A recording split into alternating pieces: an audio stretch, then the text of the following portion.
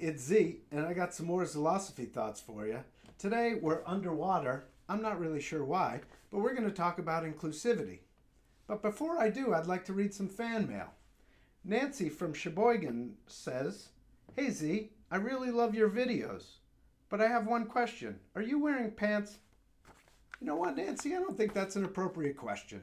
We'll just move on. For the record, I am wearing pants, although today they're sweatpants. So there. Back to inclusivity. What is inclusivity? Why is it important? Why do we need it? In the last video about kindness, I talked about how people do awful things to themselves and to other people when they don't feel included, when they feel like an outsider and they feel like they don't matter. So this is why inclusivity is a really important thing for all of us to practice. As you've heard me talk about before, every single person on this planet is different. So we're all diverse by nature. Yes, we're all the same. We want to be happy. We want to live good lives. But we're all different. We look differently. We think differently. We act differently. We have different religious views, political views. So we're all different. But combining all of those things allows us to get to the best possible solution in a problem. There's actually some scientists who did a study on this, and they proved that a diverse group of scientists is more likely to come up with the best solution to a problem than a non-diverse group of scientists. Why is that?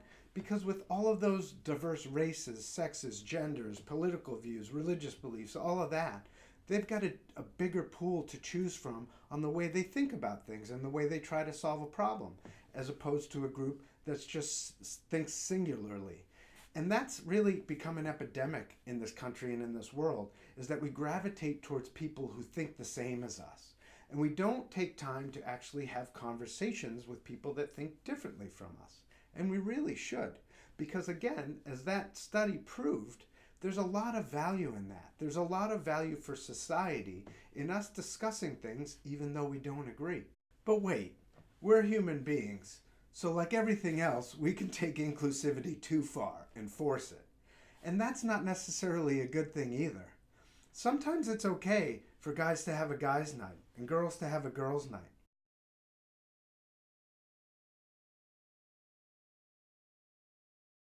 There's times where it's okay to not include everybody and not force inclusivity.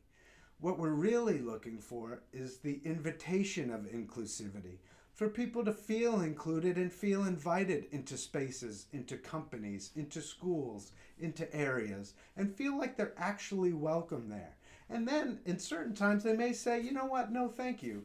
This event or this school or this organization isn't actually for me. But I really appreciate that you made me feel included, because now I know you guys actually care about inclusivity. And I might be more inclined to support that organization or school or event in the future because of it. So let's look for ways where we can be inclusive without forcing inclusivity, where we can make each other feel included so that people don't feel alienated and don't feel like they don't matter and feel like they can go and do horrible things to themselves or other people because of that.